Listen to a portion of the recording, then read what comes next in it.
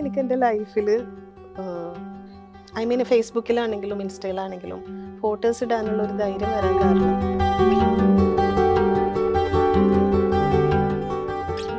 എനിക്ക് ഫോട്ടോസ് ഇടാൻ പേടിയായിരുന്നു. നമ്മളിപ്പം കുറച്ച് പോസ് ചെയ്ത് നിൽക്കുന്ന ഫോട്ടോസ്, നമ്മൾ സൈഡ് ചെരിഞ്ഞ് പോസ് ചെയ്ത് നിൽക്കുന്ന ഫോട്ടോസൊക്കെ ഇടുന്ന സമയത്ത് അതിൻ്റെ ഇടയിൽ വളരെ മോശം കമൻസ് ആണ് വന്നിരുന്നത്. നമ്മൾ തിരിഞ്ഞു നിന്ന് നമ്മൾ നടന്നു പോകുന്ന വീഡിയോ ഇട്ടാൽ പറയും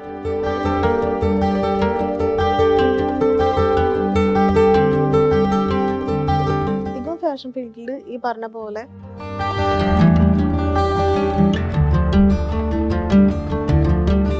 മുന്നൊക്കെ ഒരു പ്രോഗ്രാം അല്ലെങ്കിൽ ഫാഷൻ ഷോ എന്ന് പണ്ടൊക്കെ കോഴിക്കോട് ഒരു ഫാഷൻ ഷോ ചെയ്യാൻ പോയപ്പോൾ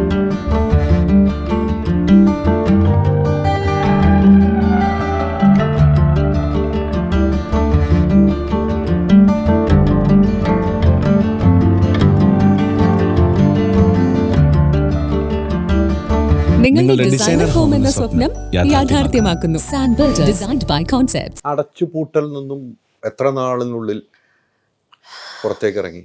ആ പീരീഡ് ഞാൻ കംപ്ലീറ്റ് ചെയ്തു. ആ ഒരു ടൈം ഓഫ് പീരീഡ് ഞാൻ അവിടെ ആ വീട്ടിൽ തന്നെ കംപ്ലീറ്റ് ചെയ്തു. മലപ്പുറത്തായിരുന്നു ആ വീട്. അപ്പം ആ ഒരു പീരീഡ് ഞാൻ കംപ്ലീറ്റ് ചെയ്തു. പിന്നീട് റീമാരേജിനുള്ള പല ഓപ്ഷൻസും വന്നു. കാരണം ഞാനൊരു ചെലവില്ലാത്ത ബാധ്യത ഇല്ലാത്തൊരു സ്ത്രീയാണല്ലോ. കാരണം വരുമാനമുള്ള സ്ത്രീയാണല്ലോ. അപ്പം ഏറ്റെടുക്കാൻ ആൾക്കാരൊക്കെ ഉണ്ടാവും. കാരണം എന്നെ നോക്കണ്ട, കുട്ടികൾ രണ്ടുപേരെ നോക്കണ്ട, ഓൾറെഡി ബാധ്യത ഇല്ലാത്തൊരു ലേഡിയാണ്. അപ്പോൾ റീമാരേജിൻ്റെ ഓപ്ഷൻസും സെക്കൻഡ് മാരേജിൻ്റെ ഓപ്ഷൻസും ഒക്കെ ഒരുപാട് പേര് വരുന്നുണ്ടായിരുന്നു. പക്ഷെ എനിക്ക് ഈ ചൂടുവെള്ളം കണ്ട പൂച്ചക്ക് പച്ചവെള്ളം കണ്ട പേടി എന്നുള്ള അവസ്ഥയാണ്. ഞാൻ എല്ലാവരുടെ അടുത്ത് പറഞ്ഞത് കുറച്ച് കാലം ഞാൻ എൻ്റെ ഉമ്മാടെ അടുത്ത് നിൽക്കട്ടെ, എനിക്ക് എൻ്റെ ഉമ്മാടെ അടുത്ത് നിന്ന് എൻ്റെ മൈൻഡ് ഒന്ന് റിക്കവർ ആവാനുള്ള ടൈം എനിക്ക് തരണം. സോ ഞാൻ ഇവിടുന്ന് പോവാണ്, ഈ 2 മക്കളെ എടുത്ത് ഞാൻ ഇവിടുന്ന് പോവാണെന്ന് പറഞ്ഞിട്ടാണ് ഞാൻ എൻ്റെ മോനെ അവിടെ നിന്ന് എടുത്ത് ഞാൻ ഗുരുവായൂർ വന്ന് സെറ്റിൽ ആവണത്. ഗുരുവായൂർ വന്ന് സെറ്റിലായി. ലീഗലി എൻ്റെ മക്കൾക്ക് കിട്ടേണ്ട അവകാശം, സ്വത്തിൻ്റെ അവകാശങ്ങൾ, അത് ഞാൻ വക്കീൽ വഴി അതിൻ്റെ ലീഗൽ ഹയർ സർട്ടിഫിക്കറ്റ് ഞാൻ ശരിയാക്കി എടുത്തു. ആദ്യം ചെയ്തത് അതാണ്. കാരണം അവർ നാളെ എനിക്കെന്തെങ്കിലും പറ്റിപ്പോയാൽ കുട്ടികൾ ഒരിക്കലും അനാഥരായി പോകരുത്. കാരണം എനിക്ക് ഉറപ്പായിരുന്നു ഒരുപാട് വിമർശനങ്ങൾ ഉണ്ടാവും. ഈവൻ എനിക്ക് എന്തെങ്കിലും സംഭവിച്ചാൽ പോലും മക്കള് ഹാപ്പി ആയിട്ട് ലൈഫ് മുന്നോട്ട് പോകണം. അപ്പോൾ ആദ്യം ഞാൻ ചെയ്തത് അവരുടെ സാമ്പത്തിക സുരക്ഷിതത്വം, അവരുടെ ഉപ്പാടെ സ്വത്ത് ഞാൻ ലീഗൽ ഹെയർ സർട്ടിഫിക്കറ്റ് വഴി വക്കീൽ വഴി എല്ലാം ഓക്കെ ആക്കി. അതിനുശേഷമാണ് ഞാൻ പീച്ചസ് എന്ന് പറഞ്ഞ ബ്യൂട്ടീക്ക് സ്റ്റാർട്ട് ചെയ്യുന്നത്. എൻ്റെ മനസ്സിൽ ഉറങ്ങിക്കിടക്കുന്ന ഒരു സ്വപ്നമായിരുന്നു ഒരു ബ്യൂട്ടീക്ക് സ്റ്റാർട്ട് ചെയ്യാന്നുള്ളത്. അപ്പോൾ ഈ പീച്ചസ് എന്ന് പറഞ്ഞ ബ്യൂട്ടീക്ക് സ്റ്റാർട്ട് ചെയ്തത് അതിനുശേഷമാണ്. അപ്പോൾ അവിടെ നിന്നായിരുന്നു എൻ്റെ വളർച്ച. എനിക്ക് ഇന്ന് ഫാഷൻ ഫീൽഡിൽ ഇന്ന് ഈ കാണുന്ന പൊസിഷൻ കിട്ടിയത് ആ ഒരു ബ്യൂട്ടീക്ക് വഴിയാണ്. അന്ന് മുതൽ ആയിഷ എന്നുള്ളിടത്ത് ആയിഷ പീച്ചസ് എന്നുള്ള പേര് വന്നു.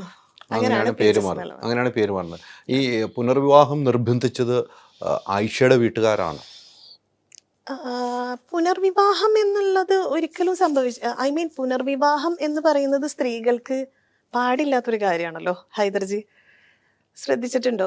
ഇപ്പം ഒരു ഹസ്ബൻഡ് മരിച്ച ഒരു ലേഡി, അതേപോലെ തന്നെ ഒരു വൈഫ് മരിച്ചിട്ടുള്ള ഒരു പുരുഷനെ നമുക്ക് എടുത്തു നോക്കിയാൽ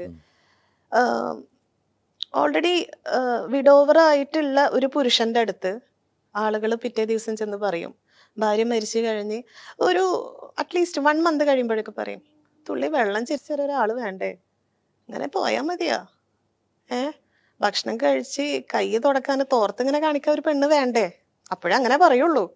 അതിനൊക്കെ ഒരു പെണ്ണ് വേണ്ടേ. ഫസ്റ്റ് അങ്ങനെ ചെന്നിട്ട് ഒരു പുരുഷന്റെ അടുത്ത് പല ആളുകളും അങ്ങനെ പറയും. പക്ഷെ ഒരു സ്ത്രീ ലൈഫിൽ ഒറ്റപ്പെട്ടാൽ ആരും അങ്ങനെ പറയില്ല. ആരും പറയില്ല. ആ സ്ത്രീ ഓൾറെഡി വിവാഹിതയാണ്, 2 കുട്ടികളുണ്ട്, അല്ലെങ്കിൽ ഒരു കുട്ടിയുണ്ട്, അല്ലെങ്കിൽ കുട്ടിയില്ല.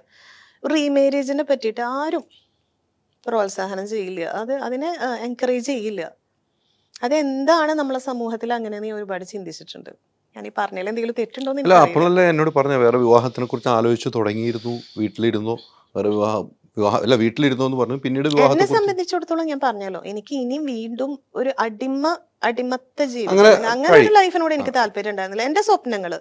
എന്റെ സ്വപ്നങ്ങളിൽ കൂടെ എനിക്ക് സഞ്ചരിക്കാൻ എന്റെ കൂടെ നിൽക്കുന്ന ഒരാളായിരുന്നു. എനിക്കൊരു ഫ്രണ്ടിനെ ആയിരുന്നു ആവശ്യം.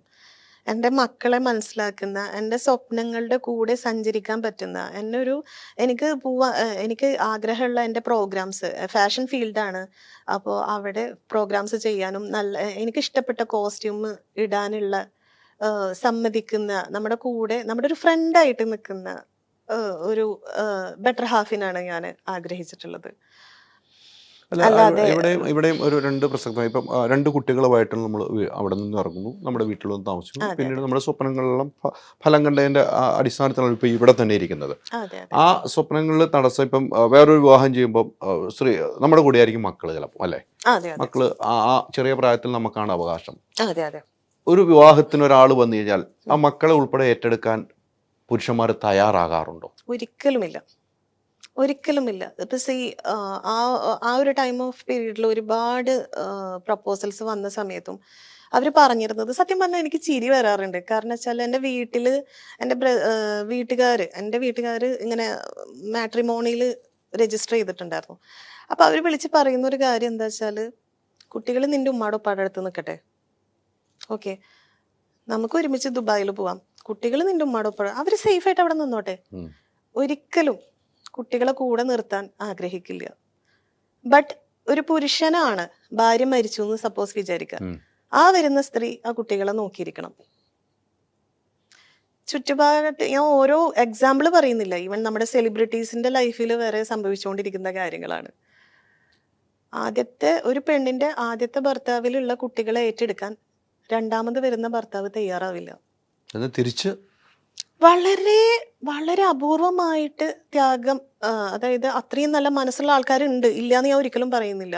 താങ്ക് ഗോഡ് എൻ്റെ ലൈഫിൽ ഇപ്പൊ രണ്ടാമത് വന്ന ആള് 100%, ഈവൻ ഞാൻ ചിലപ്പോൾ പ്രശ്നം ഉണ്ടാക്കും, നിങ്ങൾക്ക് എന്നോട് സ്നേഹം എൻ്റെ മക്കളോടാ സ്നേഹം എന്ന് പറഞ്ഞിട്ട്, അത്രയും അവരെ ഭയങ്കര ഇഷ്ടമാണ്. അപ്പൊ അങ്ങനെയുള്ള ആളുകൾ ഇല്ലാന്ന് ഒരിക്കലും ഞാൻ പറയുന്നില്ല, ഉണ്ട്, പക്ഷെ വളരെ റെയറാണ്. പക്ഷെ സമൂഹം ഒരു സ്ത്രീക്ക് ഒരു കുട്ടികൾ ഉണ്ടെങ്കിൽ ആ കുട്ടികളെ പുറത്തേക്ക് ഇപ്പൊ എത്ര നമ്മള് മൂവീസിൽ വരെ കാണാറുണ്ട്, എന്താണ് അനിയനാണെന്ന് പറയും. ഇപ്പൊ ഞാൻ പറയുന്നില്ല, പേരുകൾ എടുത്ത് പറയുന്നില്ല, കല്യാണം ഉറപ്പിച്ച് കഴിഞ്ഞ് പറയും കുട്ടി ഉണ്ടായിരുന്നു, കുട്ടി അനിയനാന്ന് പറഞ്ഞിട്ട് പരിചയപ്പെടുത്തി, ആക്ച്വലി ഇത് അവരുടെ മോനായിരുന്നു. റിലേറ്റഡ് ആവും, ഞാൻ പിന്നെ പേരുകൾ എടുത്ത് പറയുന്നില്ല, എത്ര സംഭവങ്ങളുണ്ട്. അല്ലാതെ ഈ ഇടയ്ക്ക് നടന്ന ഒരു സംഭവമാണല്ലോ, അതിലേക്കാണ് പോകുന്നത്. അതെ അതെ അതെ പേര് പറയുന്നത് എന്തൊരു മടി? അല്ല, നമ്മുടെ ഷിയാസ് കരീമിന്റെ ഇഷ്യൂല് വരെ അത് ഉണ്ടായിട്ടുണ്ടല്ലോ. എക്സ് ഗേൾ ഫ്രണ്ട് കുട്ടീനെ മറച്ചു വെച്ചു, കുട്ടീനെ കാണിച്ചില്ല, കുട്ടി അനിയനാന്നാ പറഞ്ഞിരുന്നത്. നമുക്കറിയില്ല എന്താ അവിടെ സംഭവിച്ചത്, പക്ഷെ എന്തുകൊണ്ട് ഇൻ കേസ് ആ സ്ത്രീ അങ്ങനെ പറഞ്ഞിട്ടുണ്ടെങ്കിൽ എന്തുകൊണ്ടാണ് ആ സ്ത്രീയുടെ കുട്ടികളെ സമൂഹം അംഗീകരിക്കാത്തത്? ആദ്യത്തെ ഭർത്താവിലുള്ള കുട്ടികളെ എന്തുകൊണ്ട് അംഗീകരിക്കാൻ മടി കാണിക്കുന്നത്? നമ്മുടെ വെസ്റ്റേൺ കൺട്രീസിലൊന്നും ഈ പ്രശ്നങ്ങളില്ല. വെസ്റ്റേൺ കൺട്രീസിലൊക്കെ റിലേഷൻഷിപ്പ് ഭയങ്കര സ്മൂത്ത് ആണ്. 100%. കാരണം അവിടെ സ്റ്റെപ്പ് ഫാദർ സ്റ്റെപ്പ് മോം എന്നാ പറയാ, സ്റ്റെപ്പ് ഫാദർ സ്റ്റെപ്പ് മോം, അത്രേ ഉള്ളൂ. അവിടെ എന്തിനാണ് ഇത്ര അധികം ജാട ഇങ്ങനെ ഈ കുട്ടികളെ കാണിക്കണ്ട? അല്ലെങ്കിൽ ആദ്യം അപ്പൊ എന്തുകൊണ്ട് ഈ ഹസ്ബൻഡിന് മക്കളുണ്ടെങ്കിൽ പുറത്ത് കാണിക്കുന്നതിൽ യാതൊരു പ്രശ്നവുമില്ല, അത് കുഴപ്പമില്ല. ഈ പ്രശ്നങ്ങൾക്ക് ഈ വീട്ടിൽ നിന്ന് വന്ന് രണ്ടാം വിവാഹം ഇപ്പം നടത്തിട്ട് എത്ര വർഷമായി? ഇപ്പൊ 10 years. ആക്ച്വലി ഞങ്ങള് ഒരു സത്യം ഈ പീച്ചസ് എന്ന് പറഞ്ഞ ബ്യൂട്ടീക്കില് പാർട്ട്ണർ ആയിട്ടാണ്, നവനീത് എന്നാണ് അദ്ദേഹത്തിന്റെ പേര്, ഇന്റർകാസ്റ്റ് ആണ്. അപ്പോ അദ്ദേഹം എന്റെ ഷോപ്പിന്റെ പാർട്ട്ണർ ആയിട്ടാണ് അദ്ദേഹം വന്നത്. അപ്പൊ വന്ന സമയത്ത് 5 years കഴിഞ്ഞതിന് ശേഷമാണ് ഞാൻ ചോദിച്ചത് മുന്നോട്ട് പോവാൻ. കാരണം പ്രതിസന്ധികൾ ഒരുപാട് ഉണ്ടാവും. അപ്പൊ ഓൾറെഡി ഈ 5 years കഴിഞ്ഞപ്പോഴത്തേനും ആൾക്കാർക്കിടയിൽ ഒരു മുറുമുറുപ്പ് ഉണ്ടായിരുന്നു. കാരണം ഞാൻ മുസ്ലിം, ആള് ഹിന്ദു ആണ്. അപ്പൊ അതിന്റെ ഒരു മുറുമുറുപ്പും വിമർശനങ്ങളൊക്കെ ഉണ്ടായിരുന്നു. പക്ഷെ ഒരിക്കലും ഞാൻ എൻ്റെ മതത്തിൽ നിന്നോ അദ്ദേഹം അദ്ദേഹത്തിന്റെ മതത്തിൽ നിന്നോ വ്യതിചലിച്ചിട്ടില്ല. അദ്ദേഹം അമ്പലത്തിൽ പോകും, ഞാൻ നിസ്കരിക്കും, ഞാൻ നോമ്പെടുക്കും. അപ്പൊ ഞങ്ങള് രണ്ടുപേരും വ്യക്തി സ്വാതന്ത്ര്യത്തിൽ ഒരു പ്രശ്നമല്ല എന്നുള്ളത് 100% ഞങ്ങൾക്ക് മനസ്സിലായി. പിന്നെ അടുത്തൊരു ഓപ്ഷൻ പറയാ എന്താ വെച്ചാല്, കുട്ടികള് നിനക്കൊരു മോളാണ് വളർന്ന് വലുതാവുന്നത്. ഇപ്പൊ ഒരു പെൺകുട്ടിയുള്ള ഒരു അമ്മയുടെ അടുത്ത് എല്ലാവരും പറയും, ഒരു മോളാണ് വളർന്ന് വലുതാവുന്നത്, ആ ശ്രദ്ധ നിനക്ക് വേണം. ഞാൻ ചോദിക്കുന്നത്, ആ കുട്ടി നാളെ വലുതായി ആ കുട്ടി വിവാഹം കഴിഞ്ഞ് പോയാൽ വീണ്ടും ഈ സ്ത്രീ ലൈഫിൽ ഒറ്റപ്പെട്ടില്ലേ? അന്ന് ചിലപ്പോൾ അങ്ങനെ ഒരു റിലേഷൻ നമുക്ക് കിട്ടിയെന്ന് വരില്ല. അപ്പോൾ ഞാൻ അദ്ദേഹത്തിനോട് എപ്പോഴും പറയും, പല പ്രതിസന്ധികളും പല വിമർശനങ്ങളും നേരിടേണ്ടി വരും. അത് ഭയങ്കര ഒരു വെല്ലുവിളി നിറഞ്ഞ ലൈഫിലാണ് നമ്മൾ മുന്നോട്ട് പോകാനും ഉദ്ദേശിക്കുന്നത്. അത് ഓർമ്മ വേണം. പിന്നീടാണ് ഞങ്ങൾ മാരേജ് ചെയ്യുന്നതും. ഇപ്പോൾ കുഴപ്പമില്ല, എല്ലാവർക്കും കാര്യങ്ങളൊക്കെ മനസ്സിലായി. 2 ഫാമിലിയിലും യാതൊരു പ്രശ്നമില്ല. അദ്ദേഹത്തിന് അച്ഛനുണ്ട്, അച്ഛൻ്റെ ഭാഗത്തു നിന്നും ഭയങ്കര സപ്പോർട്ടാണ്. ഞങ്ങൾ നല്ല ഹാപ്പി ആയിട്ട് ഇപ്പോൾ മുന്നോട്ട് പോകും. അല്ല, ജീവിതം ഹാപ്പി ആയിട്ട് തന്നെ പോട്ടെ. കൃത്യമാണ് ഈ പറഞ്ഞതുപോലെ. വിവാഹം ആദ്യത്തെ ഹസ്ബൻഡ് മരിച്ചു, പിന്നീട് വീട്ടിൽ വന്നു, പിന്നീട് ബ്യൂട്ടിക്ക് തുടങ്ങി. ആ വരവ്, തിരിച്ചുള്ള വീട്ടിലേക്ക് വരവിൽ തന്നെയാണോ നമ്മൾ ഈ നമ്മുടെ ഡ്രസ്സിനൊക്കെ മാറ്റം വരുത്തി തുടങ്ങി? ഇല്ല, അത് ഞാൻ ഫാഷൻ ഫീൽഡിൽ വന്നതിന് ശേഷമാണ് കുറച്ചും കൂടി ഒരു ട്രാൻസ്ഫോർമേഷൻ എന്നുള്ള ഒരു നമ്മൾ ഐ മീൻ ബ്യൂട്ടി കോൺഷ്യസ് ആവുന്നതും. എങ്ങനെ നമുക്ക് എനിക്കൊരു ആഗ്രഹിച്ച 10 പേരുണ്ടെങ്കിൽ അവിടെ എന്നെ എല്ലാവരും ക്യാപ്ചർ ചെയ്യണം. ഇപ്പോൾ ഈവൻ ഫാഷൻ ഷോ നടക്കുകയാണെങ്കിൽ ഞാനായിരിക്കണം അവിടെ ഏറ്റവും നന്നായിട്ട് വെൽ ഡ്രസ്ഡ് ആയിരിക്കണം, അല്ലെങ്കിൽ എന്നെ വേണം എല്ലാവരും ശ്രദ്ധിക്കാൻ. അങ്ങനെയൊക്കെ ഒരു ചിന്താഗതി വന്നത് ഫാഷൻ ഫീൽഡിൽ വന്നതിന് ശേഷം. എല്ലാവർക്കും ആകർഷിക്കണം താങ്കളെ. അതെ, സത്യം. അത് ഏതൊരു പെണ്ണും ആഗ്രഹിക്കില്ലേ? ഏതൊരു പെണ്ണും പുറത്തിറങ്ങുന്ന സമയത്ത് അയ്യോ അവരെന്നെ നോക്കിയില്ലല്ലോ, അയ്യോ ഒന്ന് നോക്കായിരുന്നെങ്കിൽ ഞാൻ അത്രയും അങ്ങനെയല്ല. ഞാൻ പറഞ്ഞു വന്നത്, ഒരു സ്ത്രീ സുന്ദരിയായിരിക്കാൻ ആഗ്രഹിക്കും. ഹെൽത്തി ആയിട്ടുള്ള ഒരു ലേഡി, അല്ലെങ്കിൽ ഹാപ്പി. ഒരു പക്ഷെ ഒരുപാട് വേദന നിറഞ്ഞ ലൈഫിൽ കൂടെ, ട്രാജഡി നിറഞ്ഞ ലൈഫിൽ കൂടെ ജീവിച്ച് പോയ സമയങ്ങൾ ഉണ്ടായിരുന്നു എനിക്ക്. അന്ന് എനിക്ക് എങ്ങനെയെങ്കിലും ഒന്ന് ജീവിച്ച് കിട്ടിയാൽ മതി, മക്കള് എങ്ങനെയെങ്കിലും എവിടെ, അങ്ങനത്തെ ഒക്കെ ലൈഫിൽ ഇപ്പം ഞാൻ ഹാപ്പിയാണ്. അപ്പം ഞാൻ പുറത്തേക്ക് ഇറങ്ങുന്ന സമയത്ത് ഞാൻ വിചാരിക്കും അയ്യോ എൻ്റെ ഡ്രസ്സിങ് എല്ലാവരും ശ്രദ്ധിക്കണം, എൻ്റെ കോസ്റ്റ്യൂം എല്ലാവരും ശ്രദ്ധിക്കണം എന്നുള്ള ഒരു ആഗ്രഹം എനിക്കുണ്ടാവും. എല്ലാവരും പറയണം നല്ല വെൽ ഡ്രസ്ഡ് ആണ്, നല്ല കോസ്റ്റ്യൂം സെൻസ് ഉണ്ടെന്ന് പറയണമെന്ന് ഞാൻ ആഗ്രഹിച്ചു. രൂപത്തിലൊക്കെ മാറ്റം വരുത്തിയിട്ടുണ്ടോ? അങ്ങനെ പറയുകയാണെങ്കിൽ എനിക്ക് ബോഡി ട്രാൻസ്ഫർ സർജറീസും കാര്യങ്ങളും ഒന്നും ചെയ്തിട്ടില്ല. പക്ഷെ ഒരു രസകരമായ ഒരു സംഭവം എന്താണെന്ന് വെച്ചാൽ, ഇന്ന് എനിക്ക് എൻ്റെ ലൈഫിൽ ഐ മീൻ ഫേസ്ബുക്കിലാണെങ്കിലും ഇൻസ്റ്റയിലാണെങ്കിലും ഫോട്ടോസ് ഇടാനുള്ള ഒരു ധൈര്യം വരാൻ കാരണം ഹണി റോസ് ആണ്.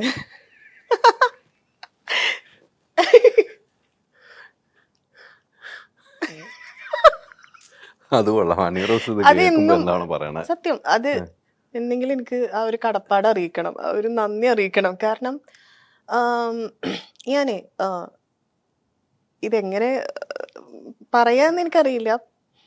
ഞാൻ പക്ഷെ ഒരുപാട് സ്ത്രീകൾ അനുഭവിച്ചിട്ടുള്ള ഒരു കാര്യം കൂട്ടാ. ഒരുപാട് മീൻസ് ഈ ഒരു ടൈപ്പ് ഓഫ്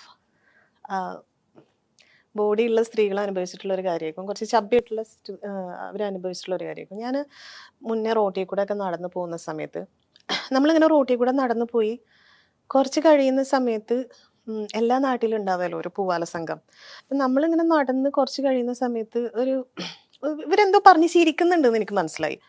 അപ്പോൾ ഞാൻ ഗൾഫിൽ നിന്ന് നാട്ടിൽ സെറ്റിലായ സമയത്ത് ചില സമയത്ത് നമ്മൾ റോട്ടിൽ കൂടെ എന്തെങ്കിലും ആവശ്യങ്ങൾക്കൊക്കെ നടന്നു പോയി കുറച്ച് കഴിയുന്ന സമയത്ത് ഇവരെന്തോ പറഞ്ഞ് ചിരിക്കുന്നുണ്ടല്ലോ എന്ന് ഞാനങ്ങനെ ചിന്തിക്കാറുണ്ട്. അങ്ങനെ ഒരു ദിവസം ഞാൻ വിചാരിച്ചു ഇവരെന്തോ ഒരു നിക് നെയിം എന്നെ വിളിക്കുന്നുണ്ടെന്ന് എനിക്ക് മനസ്സിലായി. എന്തോ ഒരു പേര് എന്നെ വിളിക്കുന്നുണ്ട്, അതെനിക്ക് ഉറപ്പായിരുന്നു. അതെന്താന്ന് കണ്ടുപിടിക്കണം. അപ്പോൾ പിന്നീട് ഞാനിത് അറിഞ്ഞ് ഇതെന്താ സംഭവം എന്ന് പറഞ്ഞപ്പോൾ ഇവരെന്നെ വിളിച്ചിരുന്നത് താറാവ് എന്നാ. അപ്പോൾ ഫസ്റ്റ് എനിക്കിത് സ്ട്രൈക്ക് ചെയ്തില്ല. ഇവര് താറാവ് ഞാൻ പോകുന്ന സമയത്ത് ഇതാ പോണ താറാവ് എന്ന് പറഞ്ഞിട്ട് ഇവര് ചിരിക്കുന്നുണ്ട്. അപ്പൊ ഇവരെല്ലാവരും കുറെ ഭയങ്കര ഉറക്കം ചിരിക്കുന്നുണ്ട്. പിന്നെ ഞാൻ ആലോചിച്ചു എന്താ താറാവ് എന്ന് വിളിക്കാൻ കാരണം. പിന്നെ നമ്മളൊന്ന് മനസ്സിലായി, കുറച്ച് കഴിഞ്ഞപ്പോഴേ മനസ്സിലാവുന്നത് ഈ താറാവും ഞാനും നടക്കുന്ന സമയത്ത് ഒരു സിമിലാരിറ്റി ഉണ്ട്. അപ്പൊ അതാണ് ആ ഒരു സിമിലാരിറ്റി ആണ് ഇവരെനിക്ക് ഈ പേരിട്ടിട്ടുള്ളത്. ഭയങ്കര വിഷമായി. കാരണം ബോഡി ഷെയ്മിങ്ങിന്റെ എക്സ്ട്രീം ലെവലാണത്. അപ്പം നമ്മളൊരു പെർട്ടിക്കുലർ പാർട്ട് നമ്മുടെ ബോഡിയിലുള്ളതിനെ ഇവർ കളിയൊക്കെയാണ്. അപ്പോൾ ഞാൻ അവിടുന്ന് പിന്നെ തീരുമാനിച്ചു ബാഗ് ഇടണം പുറത്ത്, അല്ലെങ്കിൽ ഓവർകോട്ട് ഇടണം. പിന്നെ ഞാൻ പുറത്തിറങ്ങുന്ന സമയത്ത് ഓവർകോട്ട് ഇടും, ബാഗ് ഇടും. എങ്ങനെയൊക്കെ ഇതിനെ കവർ ചെയ്യാൻ പറ്റുമോ അങ്ങനെയൊക്കെ ഇത് കവർ ചെയ്തിട്ടാണ് പിന്നെ ഞാൻ പുറത്തേക്ക് ഇറങ്ങിയിരുന്നത്. അങ്ങനെ ഇരിക്കുന്ന സമയത്ത് ഈവൻ ഞാൻ ഫാഷൻ ഫീൽഡിലുള്ള സമയത്താണെങ്കിലും റാമ്പ് വോക്ക് ചെയ്യും. റാമ്പ് വോക്ക് ചെയ്യുന്ന സമയത്ത് നമ്മൾ ഫ്രണ്ടിൽ റാമ്പ് ചെയ്ത് തിരിച്ച് നടക്കുമല്ലോ, നമ്മൾ ടേൺ ചെയ്ത് നടക്കുമല്ലോ. അപ്പം നമ്മൾ ഞാൻ ആസ് എ സ്റ്റൈലിസ്റ്റ് അല്ലെങ്കിൽ ഫാഷൻ ഡിസൈനർ ആയിട്ടാണ് ഞാൻ വോക്ക് ചെയ്യുന്നത്. അപ്പം നമ്മൾ റാമ്പിൽ വിത്ത് സെലിബ്രിറ്റീനായിട്ട് വോക്ക് ചെയ്യുന്നു, തിരിച്ചങ്ങോട്ട് പോകുമ്പോൾ എൻ്റെ കോൺഫിഡൻസ് ലെവൽ മൊത്തം പോകും. അവിടെ ഇരിക്കുന്നവരൊക്കെ ഇപ്പൊ പറയുന്നുണ്ടാവും എന്താണ് ഈ കാണുന്നത്. അപ്പൊ എന്റെ മൈൻഡിൽ അയ്യോ അപ്പൊ അതെനിക്ക് ഭയങ്കര ഇറിറ്റേഷൻ ഉണ്ടാക്കിയിട്ടുണ്ടായിരുന്നു. അപ്പൊ ഞാനിത് എങ്ങനെയൊക്കെ കവർ ചെയ്യാൻ പറ്റുമോ അങ്ങനെയൊക്കെ കവർ ചെയ്യാം. അപ്പൊ നമുക്ക് ഫാഷൻ ഫീൽഡിൽ വല്ലാണ്ട് നമുക്കിത് കവർ ചെയ്യാനും ഭയങ്കരമായിട്ട് കുറച്ച് എക്സ്പോസ് ചെയ്താലാണ് നമുക്ക് ഫാഷൻ ഫീൽഡിൽ പിടിച്ചു നിൽക്കാൻ പറ്റും. ആ ഒരു സമയത്താണ് ഹണി റോസ് ട്രെൻഡ് ഇനോഗ്രേഷൻസും 37 ഇനോഗ്രേഷൻസും ഭയങ്കര ട്രെൻഡിങ് ആയിട്ട് ആള് വന്നുകൊണ്ടിരിക്കുന്നത്. ഇപ്പോ ഹണി റോസിന്റെ ട്രെൻഡിങ് ആണ് ഭയങ്കര, ഞാൻ പറയണ്ടല്ലോ എവിടെ നോക്കിയാലും 37 ഇനോഗ്രേഷൻ ആള് വരുന്നുണ്ടെങ്കിൽ ഭയങ്കര റഷാണ് ആൾക്കാര്. അപ്പോ മാർക്കറ്റിൽ ഇപ്പോൾ പാഡഡ് ആയിട്ടുള്ള പാൻറ്റീസ് ഇറങ്ങി തുടങ്ങി, അത് വാങ്ങാൻ ആൾക്കാർ ക്യൂ നിൽക്കുന്നു. ഇതൊക്കെയാണ് ഇപ്പം നടന്നുകൊണ്ടിരിക്കുന്നത്. സത്യം പറഞ്ഞാൽ ഞാൻ മനസ്സിലാക്കിയത് ഒരു മെയിൽ ആൻഡ് ഫീമെയിൽ ബോഡി നോക്കുന്ന സമയത്ത്, ബോഡി അവരുടെ ഒരു ഫിസിക്കൽ അപ്പിയറൻസ് നോക്കുന്ന സമയത്ത് മെയിലാണെങ്കിലും ഫീമെയിൽ ആണെങ്കിലും എന്തായാലും അവരുടെ ഒരേപോലെ ഇരുന്നാൽ വല്ല കാര്യമുണ്ടോ? ഈവൻ പറയും നമ്മൾ സ്ലിം ബ്യൂട്ടി ആവണം. അപ്പം ഞാൻ ചോദിക്കുന്നത്, എനിക്കറിയില്ല കേട്ടോ, എനിക്കറിയില്ല അത് എങ്ങനെയല്ല, ഞാൻ അത് ഗ്ലോറിഫൈ ചെയ്യല്ല. അപ്പം എല്ലാവരും പറയും ഇതിപ്പോൾ ഭയങ്കരമായിട്ട് ഗ്ലോറിഫൈ ചെയ്ത്, അങ്ങനെ ഒരിക്കലും ഞാൻ പറയുന്നില്ല. ഒരേപോലെ ഒരു പുരുഷനും സ്ത്രീയുടെ ബോഡി ഒരേപോലെ ഇരിക്കുന്നതിൽ കാര്യമില്ല. ദൈവം കൊടുത്തിട്ടുള്ള ഗിഫ്റ്റാണ് ഒരു സ്ത്രീക്ക് സ്ത്രീത്വം തുളുമ്പുന്ന ശരീരം. ഞാൻ അങ്ങനെ മനസ്സിലാക്കിയത്. ഇപ്പൊ പണ്ടത്തെ കാലത്ത് ജയഭാരതി, ശ്രീവിദ്യ, അവരൊക്കെ കാണാൻ എന്ത് രസമായിരുന്നു, എന്ത് സ്ക്രീൻ പ്രസൻസ് ആയിരുന്നു. അതുപോലെ ഇപ്പൊ ഏതെങ്കിലും നടിമാര് നിലനിൽക്കുന്നില്ല. ഇപ്പോഴും നമ്മുടെ മൈൻഡിലൊക്കെ ജയഭാരതി, ശ്രീവിദ്യ, ആ ഒരു ടൈപ്പ് ഓഫ് അവരുടെ ഇപ്പോഴും നമ്മുടെ മൈൻഡിൽ ആ ഒരു രൂപമുണ്ട്. ഇപ്പൊ വരുന്ന നടിമാര് എത്ര കാലം നിൽക്കുന്നുണ്ട്? ഒരു ടൈം കഴിഞ്ഞാൽ അത് കഴിയും, പിന്നെ അടുത്ത ആൾ അങ്ങനെയല്ലേ പോയിക്കൊണ്ടിരിക്കുന്നത്.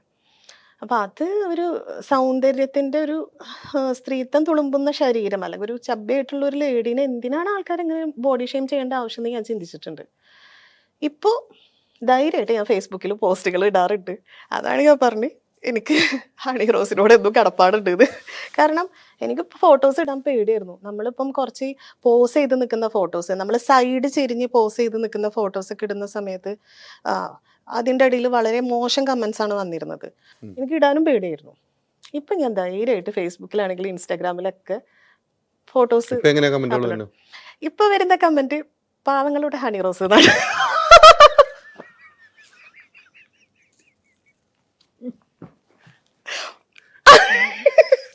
അങ്ങനെയാണ് വരുന്ന കമന്റ്. അതെ, ഒരു വേൾഡ് മലയാളി സർക്കിൾ എന്ന് പറഞ്ഞിട്ട് ഫേസ്ബുക്കിൽ ഒരു പേജ് ഉണ്ട്. ഇറ്റ്സ് വെരി ഫേമസ് പേജാണ്. ഏകദേശം 7 lakh ഒക്കെ അതിൽ പാർട്ടിസിപ്പൻസ് ഉണ്ട്. അതില് കഴിഞ്ഞ ദിവസം ഞാനൊരു പിക്കിട്ടപ്പോൾ അതിൻ്റെ അടിയിൽ വന്ന വളരെ രസകരമായിട്ടുള്ള കമന്റ്സ് ആയിരുന്നു. പക്ഷെ ഞാൻ വിചാരിച്ചിരുന്നാലും കുഴപ്പമില്ല, പണ്ടത്തെ പോലെയല്ലോ. അതെ, ഒരു ആശ്വാസമുണ്ട് സത്യം. കാരണം പാവങ്ങളുടെ ഹണി റോസ് എന്നാണല്ലോ വിളിക്കുന്നത്. ധൈര്യമായി സത്യം. അപ്പൊ ഞാനിപ്പോ ചിന്തിക്കുന്നത് എന്താ വെച്ചാൽ, ചിലപ്പോ അങ്ങനെ ശരീരമുള്ള സ്ത്രീകൾക്ക് ഹണി റോസിന്റെ വരവോട് കൂടിയിട്ട് ഇപ്പം ഞാനിപ്പോ കുറെ പേരായി കാണുന്നത്. ഇപ്പൊ ഒരുവിധം എല്ലാവരും ആ ഒരു ടൈപ്പ് ഓഫ് ബോഡിയിലേക്ക് ഇപ്പം വേറെ 2-3 ആക്ട്രസ് ആ ഒരു ഇതിൽ ഞാൻ കണ്ടു. ഇനോഗ്രേഷൻ കിട്ടുന്നതൊക്കെ ആ ഒരു ടൈപ്പ് ഓഫ് ബോഡിയുള്ള ലേഡികൾക്കാണ്. അത് അതിനെക്കുറിച്ച് എന്തോ ഇപ്പൊ ഇനാഗ്രേഷൻ കിട്ടുന്ന ആ ഒരു ബോഡി എന്ന് എന്താണ് ആളുകളുടെ കാഴ്ചപ്പാട്, അങ്ങനെ ഒന്ന് ചിന്തിച്ചിട്ടുണ്ട്? അത് സത്യം പറഞ്ഞ എനിക്കറിയില്ല. ഈ ആളുകൾ തന്നെയാണ് പറയാം, നമ്മളെ കുറ്റം പറയും. അതെ അച്ഛൻ, ഞാൻ പറഞ്ഞില്ലേ മുന്നേ പോണ താറാവ്, അല്ലെങ്കിൽ ആ ഒരു രീതിയിൽ ഇതെന്താ അത് എന്നുള്ള രീതിയിൽ, ഇത് എന്തീ കാണുന്നത് എന്നുള്ള രീതിയിലൊക്കെ പറയുന്ന ആൾക്കാർ തന്നെ ഇവരിതൊക്കെ പറയും. പക്ഷെ ഇവരെ ഉള്ളിൻ്റെ ഉള്ളിൽ ഇപ്പൊ ചില ആൾക്കാർ പറയുന്നത് ഞാൻ കേട്ടിട്ടുണ്ട്, എനിക്ക് ഭയങ്കര സ്ലിം ആയിട്ടുള്ള അല്ലെങ്കിൽ ഭയങ്കര സ്ലിം ബ്യൂട്ടി ആയിട്ടുള്ള ലേഡി തന്നെയാണ് എനിക്ക് ഇഷ്ടം എന്നൊക്കെ ഇവർ പറയും. പക്ഷെ ഇവരിങ്ങനെയൊക്കെ പറയുന്നേ ഉള്ളൂ. ഇവർ പിന്നെ ആ ഇനോഗ്രേഷന്റെ ടൈമിൽ ഈ പറയുന്ന ആൾക്കാരൊക്കെ അവിടെ നിൽക്കുന്നുണ്ടാവും ഈ ഹണി റോസിനെ കാണാൻ വേണ്ടിയിട്ട്. ഞാൻ ചോദിക്കുന്നത്, ഒരു സ്ത്രീത്വം തുളുമ്പുന്ന ശരീരമുള്ള സ്ത്രീനെ എന്തുകൊണ്ട് സമൂഹം അംഗീകരിക്കുന്നില്ല? അതൊരു ഗോഡ് ഗിഫ്റ്റ്, എല്ലാവർക്കും കിട്ടണം എന്നില്ലല്ലോ. അത് ഗോഡ് ഗിഫ്റ്റഡ് ആയിട്ട് കിട്ടുന്ന അതാണല്ലോ ആ ഒരു ഭംഗിയുള്ള ശരീരം. അത് വിചാരിച്ചിട്ട് ഞാനത് ആ ഒരു ബോഡിയിൽ ഞാൻ ഗ്ലോറിഫൈ ചെയ്ത് അങ്ങനെ വേണം എന്നൊന്നും ഒരിക്കലും ഞാൻ പറയുന്നില്ല. അതൊക്കെ ഓരോരുത്തരുടെ ചോയ്സാണ്. എനിവേ, ഈ ഒരു ആക്ട്രസ് വന്നതിന് ശേഷം ആളുകളുടെ ചിന്താഗതിയിൽ അത് അയ്യേ എന്ന് പറയുന്നത് ഇപ്പം നിർത്തി. കാരണം എന്തായാലും ഹണി റോസ് ഭയങ്കര ബോൾഡാണ്. ആള് ഭയങ്കര ബോൾഡായിട്ട് തന്നെയാണ് ഇപ്പോൾ ഓരോ ഇതിന്. ആൾക്കറിയാം അതിൻ്റെ അടി വരുന്ന കമൻസ്, നമ്മൾ കാണാറുണ്ടല്ലോ കമൻസ് ഒക്കെ. ആളതിനൊക്കെ വളരെ നിസ്സാരവൽക്കരിച്ച് പോസിറ്റീവായിട്ടാണ് കാണുന്നത്.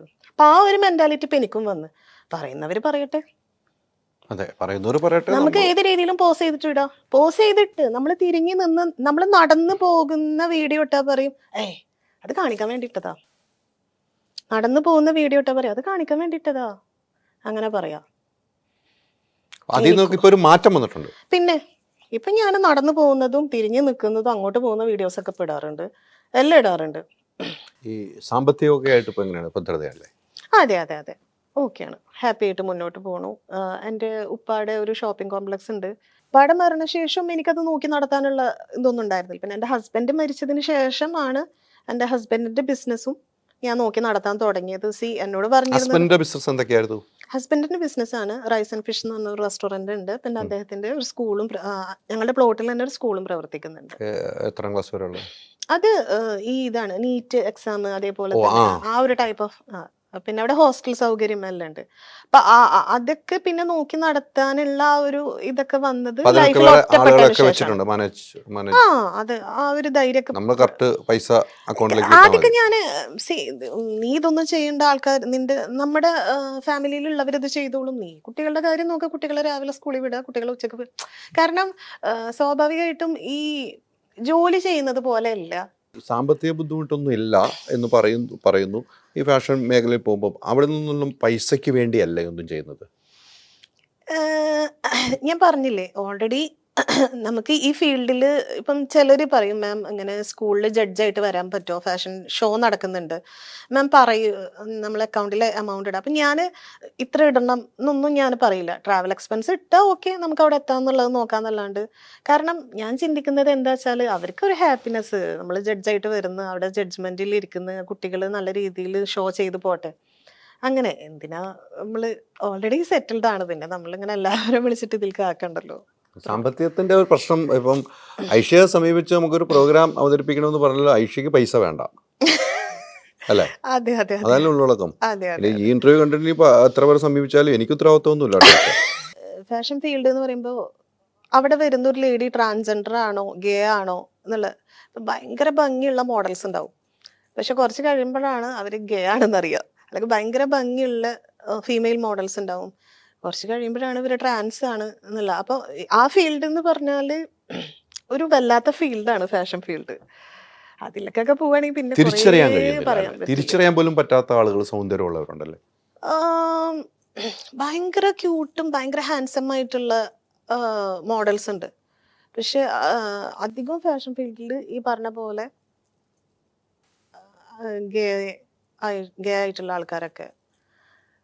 ഞാൻ ആ ഒരു ഭാഗത്തേക്ക് പോവാൻ ഉദ്ദേശിക്കുന്നില്ല. അതുകൊണ്ട് തന്നെ ആ ഒരു ഫീൽഡില് നല്ലൊരു പേരിൽ നിൽക്കാം. ഈവൻ നമ്മൾ ഫിലിം ഫീൽഡ് പോലെ തന്നെയാണ് ഫാഷൻ ഫീൽഡ്. ഇപ്പോഴാണ് കേരളത്തിൽ ഫാഷൻ ഫീൽഡ് കുറെ പോപ്പുലറായി വന്നു തുടങ്ങിയത്.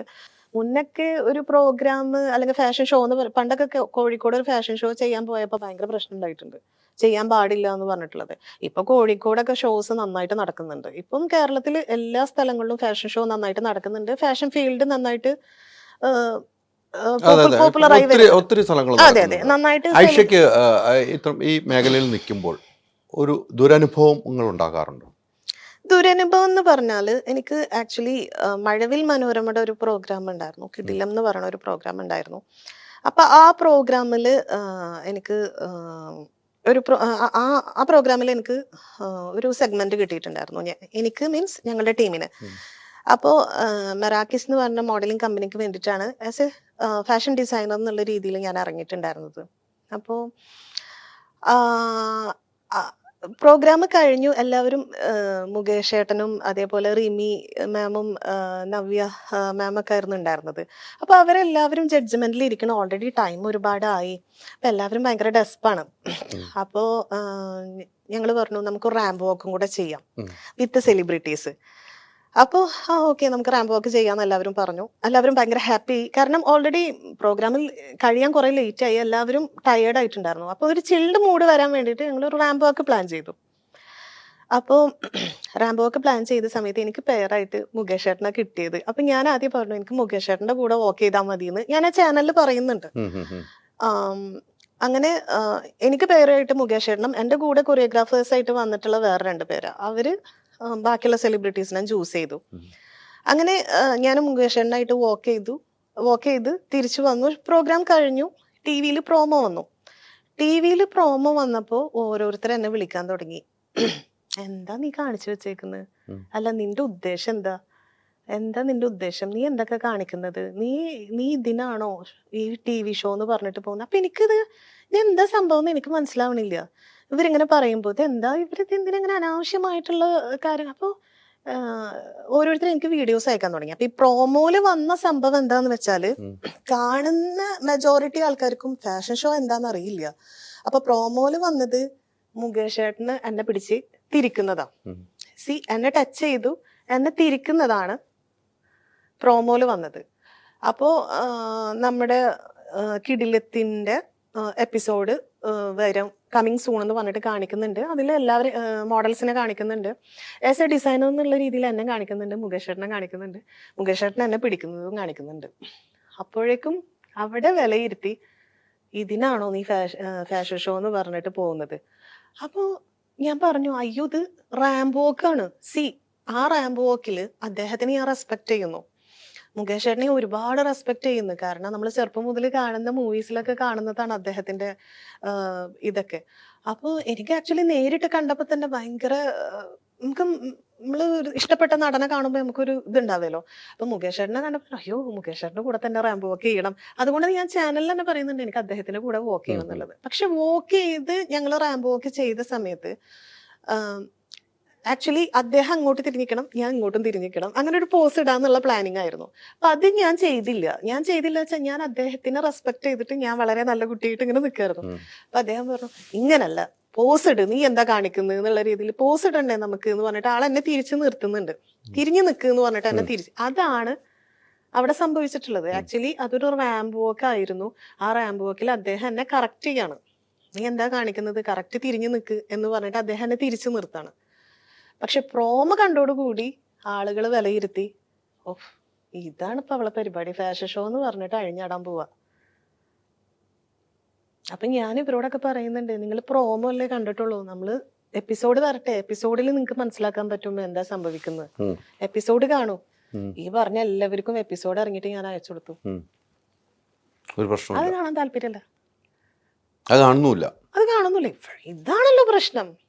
പ്രോമോയില് കാണിക്കുന്ന എന്നെ പിടിച്ച് തിരിക്കുന്നു, എന്നെ തൊടുന്നു എന്നുള്ളതാ.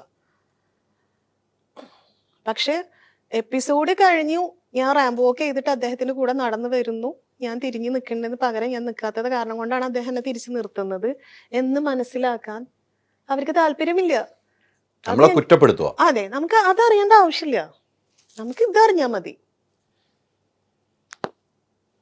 ഈ പറഞ്ഞ പോലെ ഇപ്പം വളരെ മോശം കമന്റ്സ് ആയിരുന്നു ഈ പ്രോമോ വന്ന സമയത്ത് എനിക്ക് വന്നിട്ടുള്ളത്. മറ്റെന്തെങ്കിലും ദുരനുഭവങ്ങൾ ഉണ്ടായിട്ടുണ്ട്? മറ്റ് എന്തെങ്കിലും എന്ന് പറഞ്ഞ ഇങ്ങനൊന്നും ഓർമ്മയിൽ വരുന്നില്ല. ഉണ്ടായിട്ടുണ്ടാവാം, ഒരുവിധമൊക്കെ ഷെയർ ചെയ്തതാണ് എൻ്റെ ഓർമ്മ.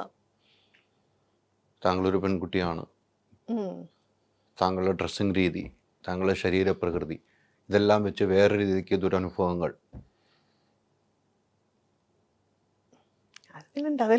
അല്ല, ഞാൻ ഓപ്പണായിട്ട് ചോദിച്ചെന്നുള്ളൂ. അത് പിന്നെ എന്തായാലും ഉണ്ടാവല്ലോ. ബെറ്റർ എക്സ്പീരിയൻസ് ഒരുപാട് നമുക്ക് ലൈഫിൽ ഉണ്ടാവല്ലോ. ഞാൻ പലപ്പോഴും ചിന്തിച്ചിട്ടുണ്ട്, പെണ്ണായി ജനിക്കേണ്ടിയിരുന്നില്ല എന്നൊക്കെ. നമുക്ക് അങ്ങനെ ഒരു ചിന്തയൊക്കെ നമുക്ക് വരും, എന്തിനൊരു പെണ്ണായി ജനിച്ച് എന്നുള്ളതൊക്കെ നമുക്ക് തോന്നും. പ്രത്യേകിച്ചിട്ട് ഒരു ഭർത്താവ് മരിച്ച സ്ത്രീ മേക്കപ്പ് ഇട്ടാൽ, അല്ലെങ്കിൽ കണ്ണെഴുതിയാൽ, അല്ലെങ്കിൽ മുടി കളർ ചെയ്താൽ, കുറച്ച് നല്ല കോസ്റ്റ്യൂം ഇട്ടാൽ എന്തായിരിക്കും? പ്രത്യേകിച്ചിട്ടൊരു ഓർത്തഡോക്സ് ഫാമിലിയിൽ നിന്ന് വന്ന ഒരു മുസ്ലിം പെൺകുട്ടി അങ്ങനെയൊക്കെ ചെയ്യുമ്പോൾ എങ്ങനെയായിരിക്കും ജനങ്ങൾ അത് വിലയിരുത്തുക? ഉത്തരം ഞാൻ പറയണ്ടല്ലോ.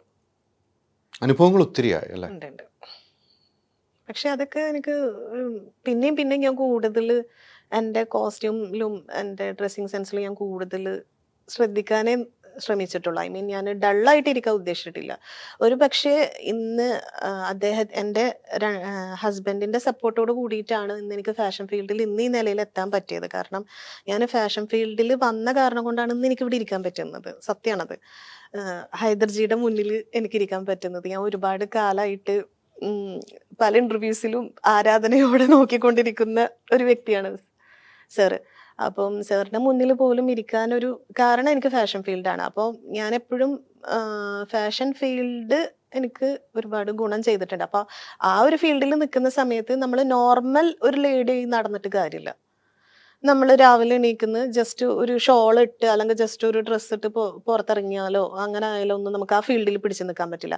നമ്മുടെ വെറൈറ്റി ലുക്ക്, ഈവൻ നമ്മുടെ കോസ്റ്റ്യൂമിൽ എല്ലാവരും ശ്രദ്ധിക്കും. അപ്പോഴാണല്ലോ നമ്മളൊരു ഫാഷൻ ഡിസൈനർ എന്ന് നമ്മളെ വിളിക്കുള്ളൂ. അല്ലാണ്ട് വെറുതെ ഒരു സാധാ ഒരു ഡ്രസ്സ് ഇട്ട് ഇറങ്ങി ആരും നമ്മളെ ഫാഷൻ ഡിസൈനർ വിളിക്കില്ല. കാരണം നമുക്ക് എന്തെങ്കിലും ഒരു സ്പെഷ്യൽ ലുക്ക്, നമ്മളൊരു ഓഡ് ലുക്ക് ഒരു ഉണ്ടെങ്കിലാണ്, നമുക്ക് റയറായിട്ട് എന്തെങ്കിലുമൊക്കെ നമുക്ക് ഉണ്ടെന്ന് കണ്ടാലാണ് ആൾക്കാർ നമ്മളെ ശ്രദ്ധിക്കപ്പെടുള്ളൂ.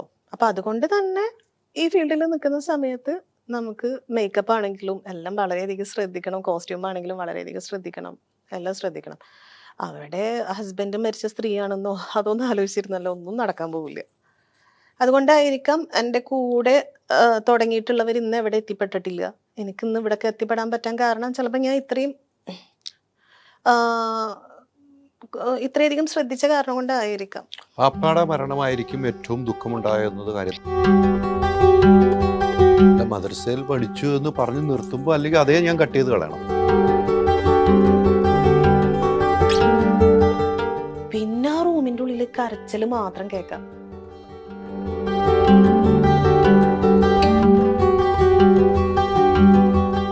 ആ ഉപ്പയ്ക്ക് വേദന ഉണ്ടാക്കുന്നതാണ് ഇപ്പോൾ ഐഷ ചെയ്യുന്നതെന്ന് തോന്നുന്നുണ്ട്. പല ഷോയ്ക്കും വിളിക്കും. ഞാൻ നേരത്തെ ചോദിച്ചിട്ടുണ്ട്, അഡ്ജസ്റ്റ്മെന്റിന് തയ്യാറാണ്. ഒരു ശത്രു എന്നുണ്ടെങ്കിൽ ആരുടെ പേര് പറയാൻ പറ്റും?